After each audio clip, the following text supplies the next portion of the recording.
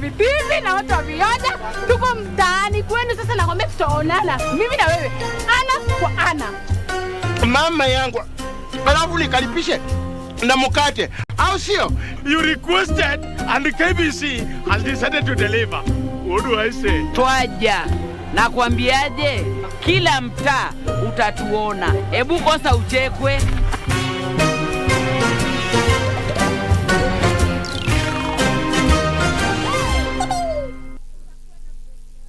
Uchaguzi mkuu wa tarehe 9 Agosti utabadilisha pakubwa taswira ya kisiasa ya taifa hili. Je, hii inamaanisha nini kwako wewe mpiga kura? Kila Jumapili saa 12 jioni, jiunge nao Gladys Mungai na Harith Salim kwenye makala yetu ya Kenya ya Amua, ambapo pamoja na wadau mbalimbali watajadili na kudadavua kwa kina michakato ya uchaguzi. Fanya uamuzi wa busara. Usikose kutazama Kenya ya Amua kila Jumapili kwenye runinga uipendayo ya KBC Channel 1. Do you have a new story to share with KBC? Get in touch swiftly on email news@kbc.co.ke or call 0723-892-654 or 0734-780-124.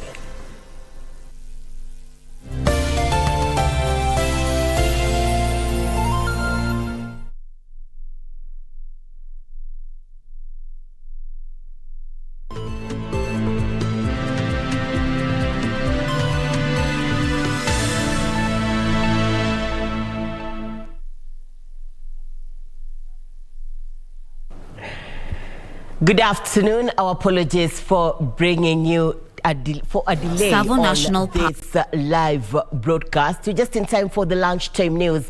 It is the 20th day in the month of May 2022. Section of leaders both from the Kenya Kwanza and Azimio la Umoja are in central Kenya hunting for votes ahead of the August 9th general election. And KBC Channel 1 is this afternoon touring the city, interacting with this audience and also appreciating you for keeping it KBC Channel 1.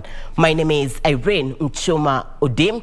On sign language interpretation this afternoon, we have Lucy Mwaura. The country has lost close to 80 elephants in the last few months owing to the effects of the ongoing drought. The Ministry of Wildlife and Tourism has attributed the deaths to climate change that has seen prolonged droughts and floods. The deaths of the elephants negatively impacts the state of wildlife and tourism in the country. National Park recorded the death of at least 78 elephants due to the harsh weather conditions being witnessed in the country. The Ministry of Tourism and Wildlife, through its Principal Secretary, Zainab Hussein, has said that the government is working to put in place measures to mitigate the effects of prolonged drought that has caused the death of wildlife. This year we are trying to inculcate some mitigation efforts by digging water ponds across our national parks.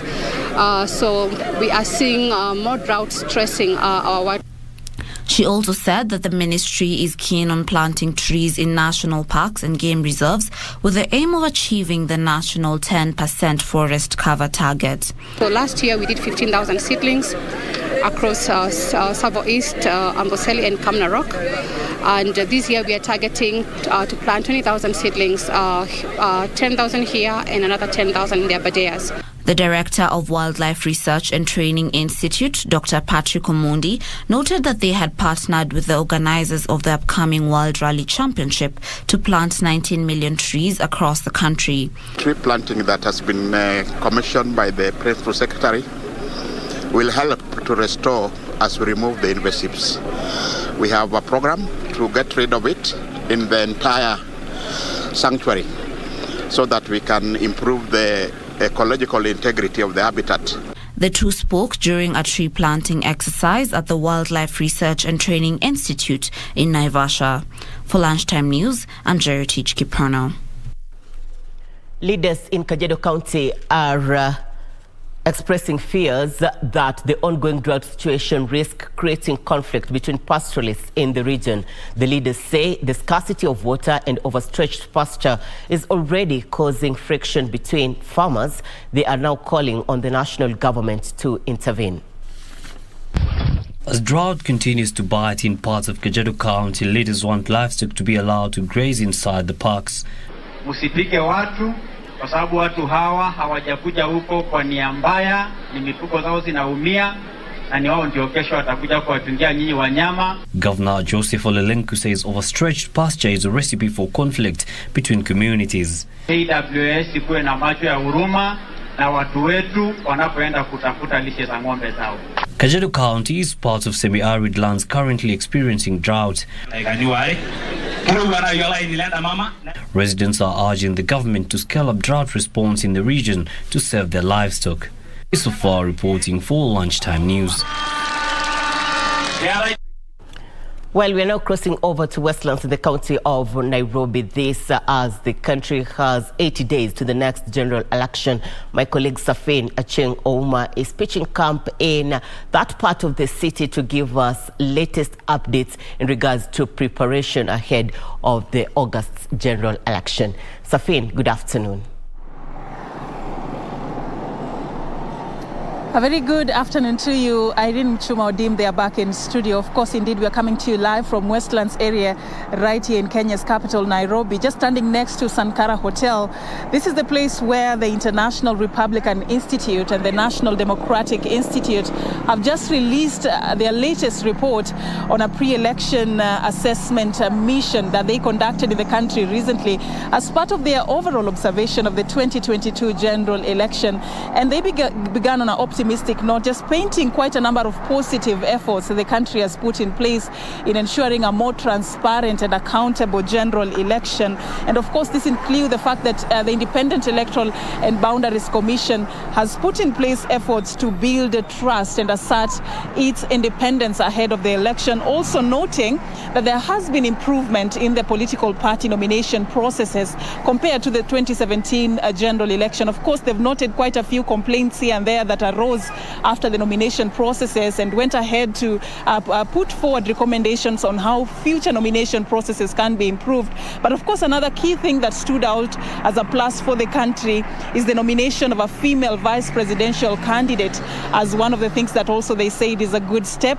And of course, also talking about increased stakeholder engagement also as something that is a plus. But even amidst this positive report by the observers, they say that there are certain things that the country still needs to work on if we are to have a peaceful and a more transparent general election. For instance, they've called upon the political parties, the political party candidates and independent candidates to commit to observe peace before, during and after elections. And also they've talked about, the IEBC to do what they call piloting the KIMS system to be able to identify some of the gaps that are there and offer alternatives beforehand ahead of the 2022 general election. So we'll be giving our viewers more details about this report and the recommendations they gave each stakeholder who is important in this process, including IEBC, the civil society, political parties, security agencies, and even the media in our subsequent news bulletins. But this is just first part of it. They are planning to conduct a second assessment, in the coming 5 weeks, and they'll be giving another report on how the situation is like ahead of the 2022 general election. But for now, that is all we have for you, Irene. It's now back to you in studio. My name is Safina Acheng Ouma from Westlands, Nairobi.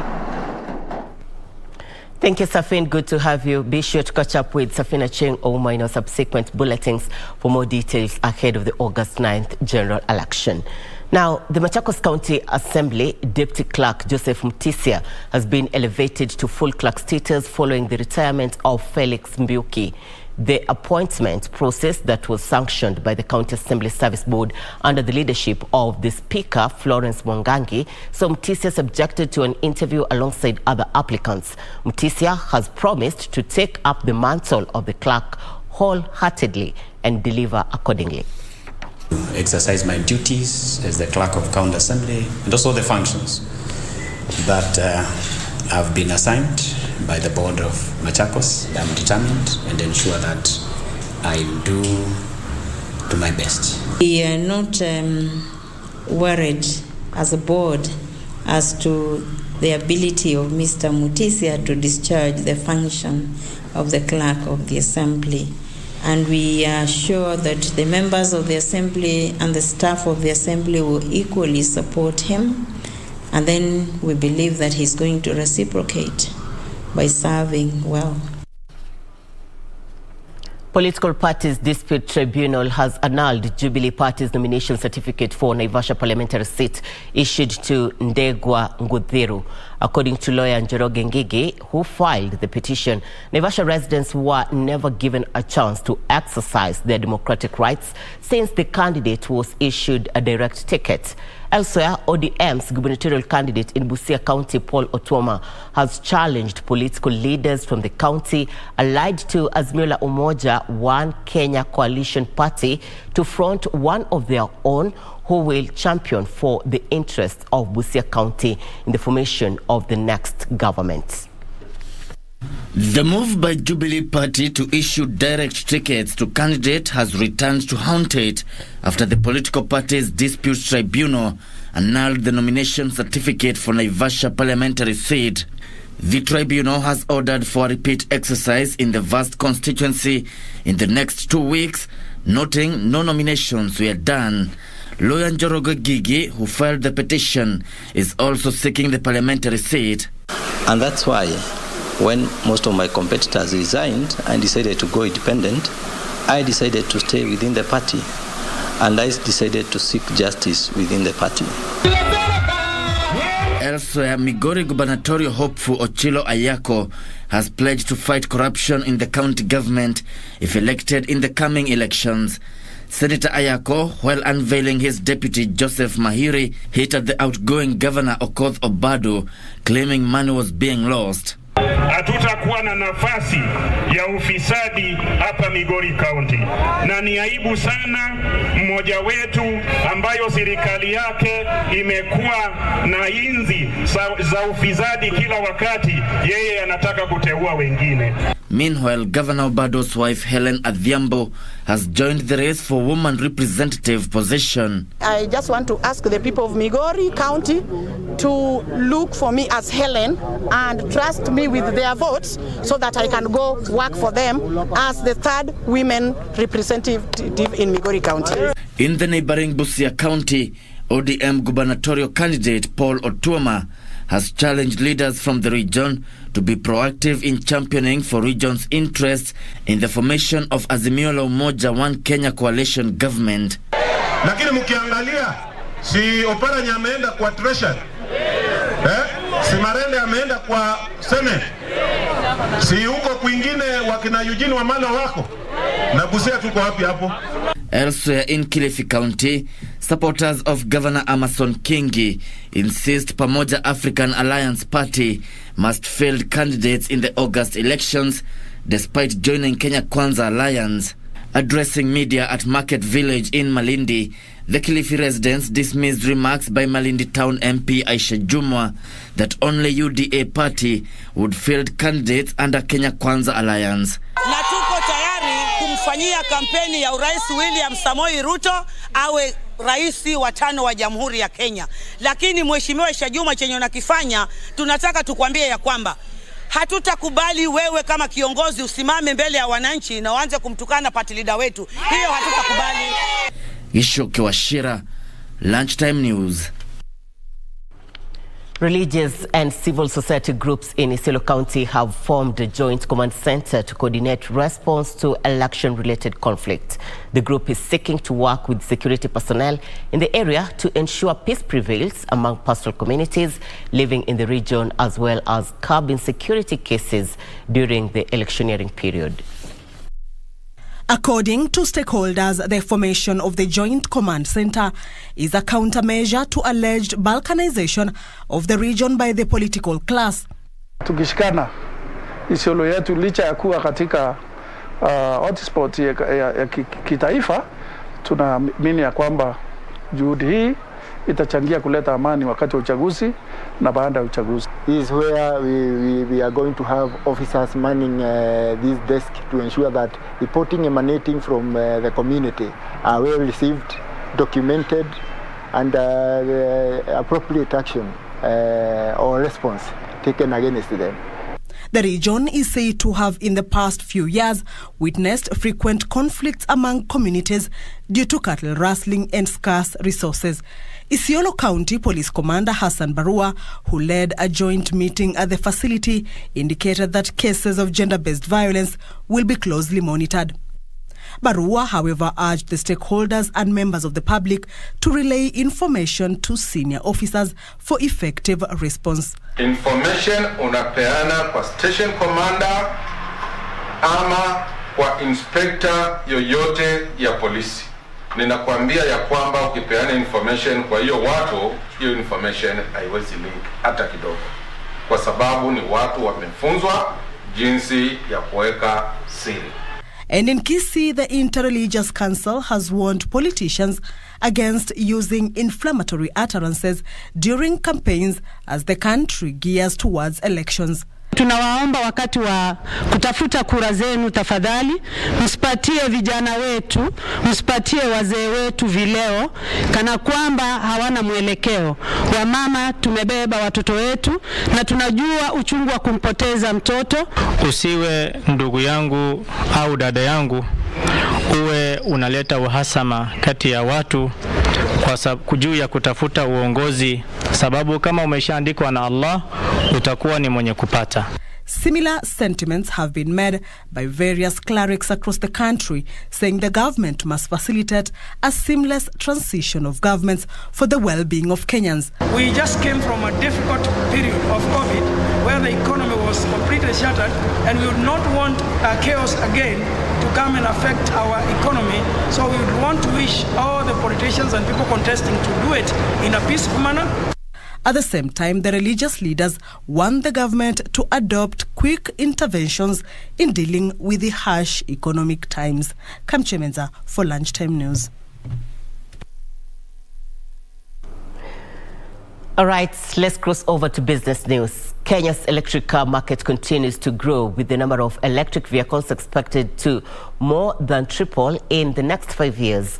This has seen investors continue to roll out infrastructure to support the growing electric vehicles market in Kenya. Experts say lack of charging stations is still a major challenge in the local market, with less than 10 charging stations being located in Nairobi. However, investors are now eyeing major highways outside the capital, with Dowgate Properties opening the first charging port along the busy Nairobi-Nakuru highway. Electric vehicles are slowly but surely taking over our roads.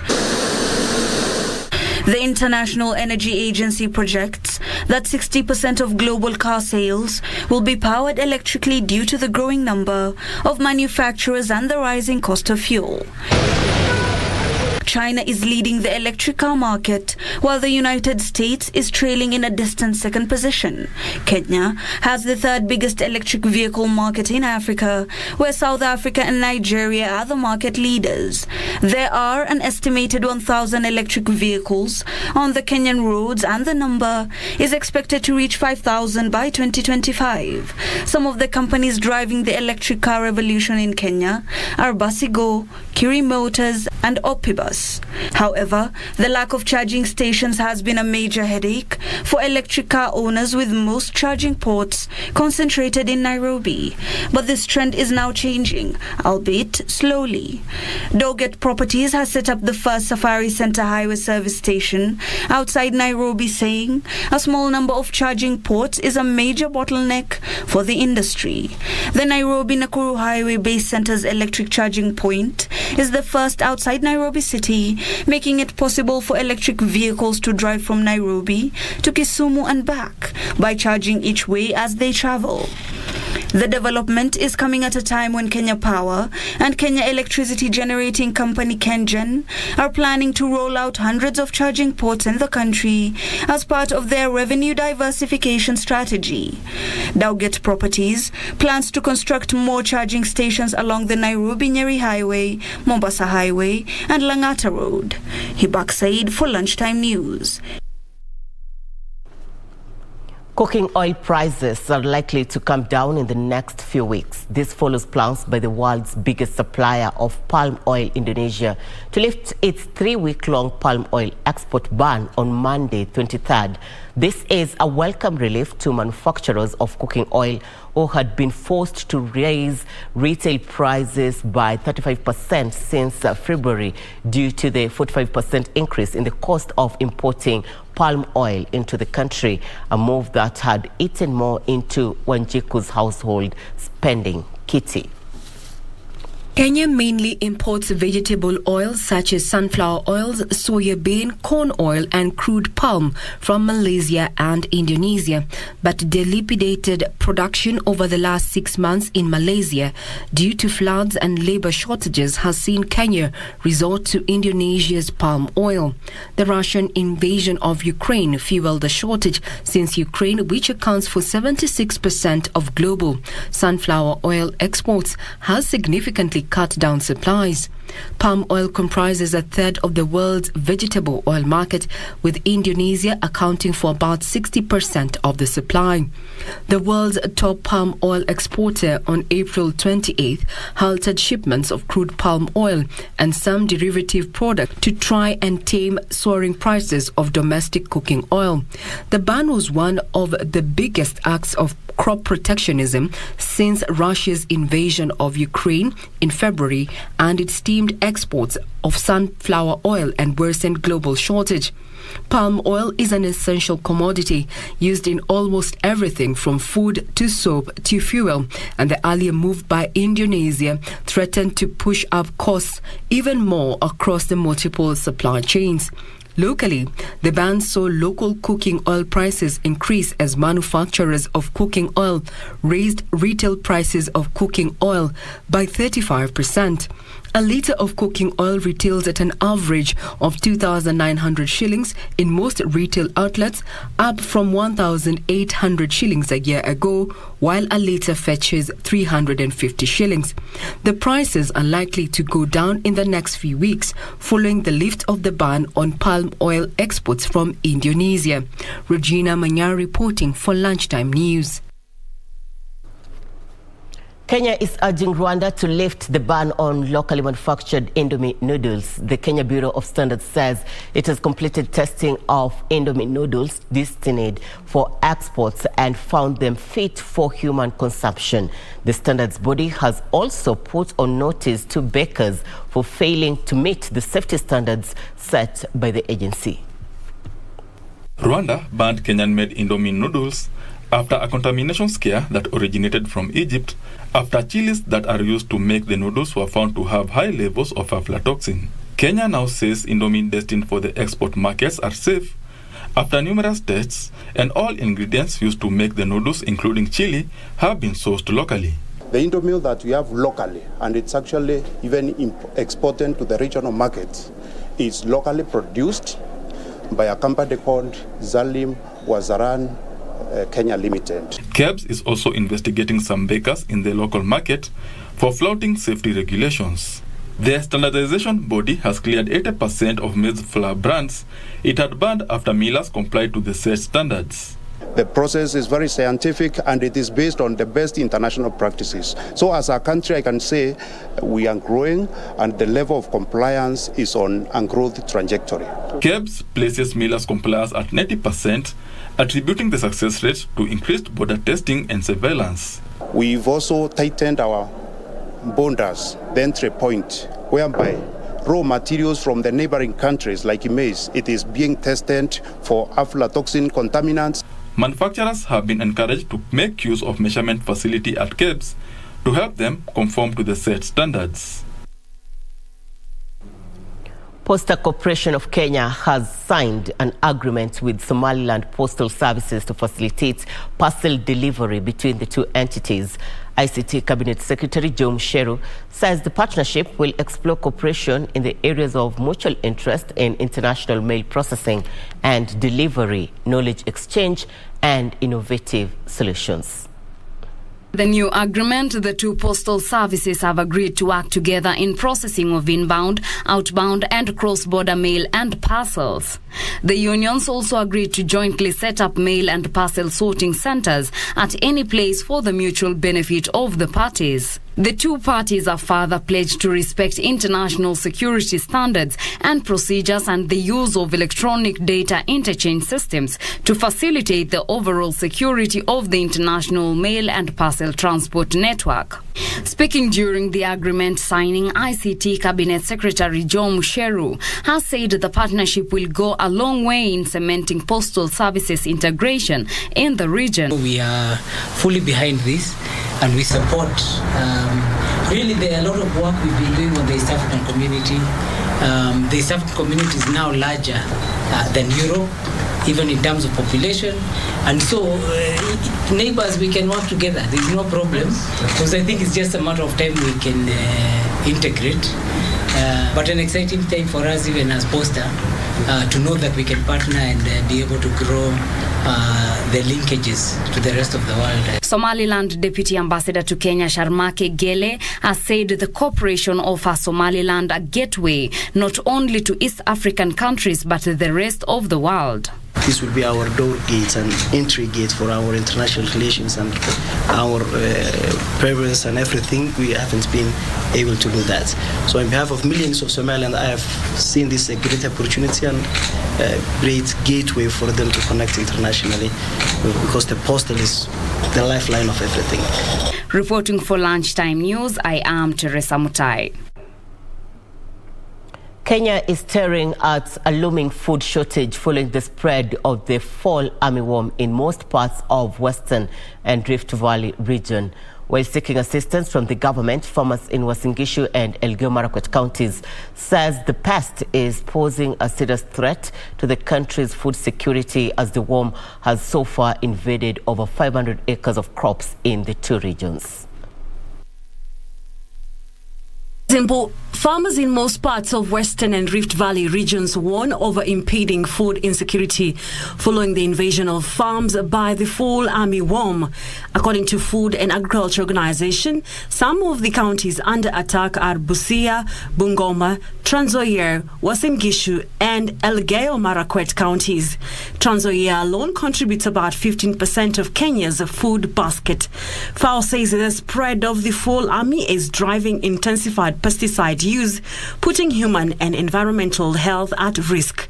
Maize farmers in Uasin Gishu and Elgeyo Marakwet counties are in panic mode following the infestation of the pest. Angalia ya kwamba hizi dudu zinakuja zinaangamiza mimea zetu takriban eka karibu eka 100 na kwa hakika serikali tusaidie kabisa kwa hilo jambo. Adams Keitani, a farmer, says they are staring at huge losses as the pest is causing severe damage to the maize fields. Janga kwa wale wakulima ambao walipata kurudi kwa mashambani, tunaona ya kwamba ni hasara sana. Kulingana pia na ile matarajio ya wakulima kwa mwaka huu, tunaona mazao yatarudi kuwa ni chache sana kulingana na vile our expectations ambayo huwa tunapata kutoka kwa ile mazao yetu. They are calling on the government to intervene and provide solutions before the situation gets out of hand as the worms are spreading fast. The farmers decried the huge expenses incurred in preparing land for planting, buying seeds and fertilizer. 8 Danish companies in the agriculture and logistics value chain have started exploring market opportunities and expanding commercial partnerships in Ghana to resolve post-food losses. It is estimated that more than 50% of production in selected value chains is lost through post-harvest losses and waste before the produce reaches the consumer. Here are the details of this and other stories from across the continent.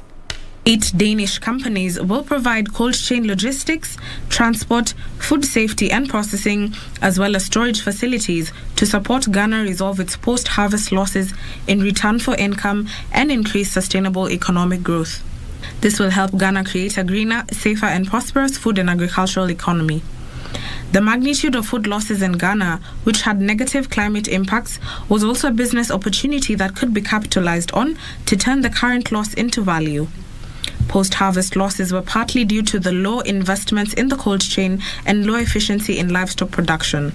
Meanwhile, the Ethiopian Investment Holdings has signed an agreement with Ethiopia's Ministry of Finance and FSD Africa to establish the first stock exchange in the Horn of Africa country. The stock exchange is expected to play a pivotal role in facilitating investments in the country. It would also avail Ethiopian companies and entrepreneurs access to long-term financing options for their businesses. Upon launch, 50 Ethiopian companies are expected to list their shares on the bourse. There are currently some 29 stock exchanges scattered across the African continent. FSD Africa will take care of the technical support. Legal services, and the costs associated with getting the exchange started. Finally, the Tanzanian government has launched an exercise to supply free agricultural inputs to cashew nut farmers across the country. The initiative comes after President Samia Suluhu Hassan endorsed $26 million to purchase cashew inputs as incentives to farmers in cashew nut producing regions to improve production. Tanzania is one of the largest cashew nut producers in Africa, with exports providing up to 15% of the country's foreign exchange. Deputy President William Ruto says Kenya Kwanza is focused in uniting the country. He made the remarks while in Embu when he was attending an economic forum.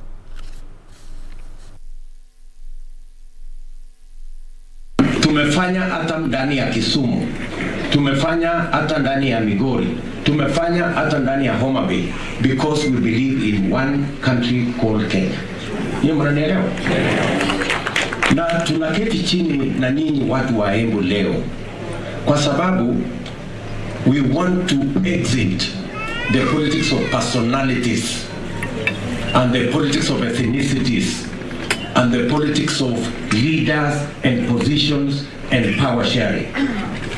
We want to have a conversation about ideas, about issues, about the people, about jobs, and about empowerment.